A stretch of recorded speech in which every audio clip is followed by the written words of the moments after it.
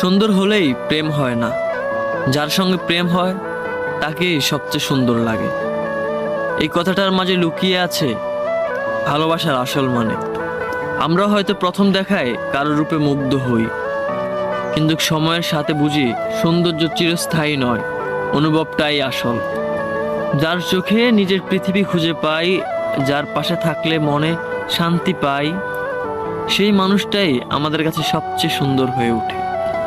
প্রেম হয়ে ওঠে আত্মার সংযোগ, হৃদয়ের কক্ষপতনে একে অপরের পাশে থাকা ছোটখাটো মুহূর্তগুলো একসাথে উপভোগ করার মাঝেই গড়ে ওঠে এক সুন্দরতম বন্ধন।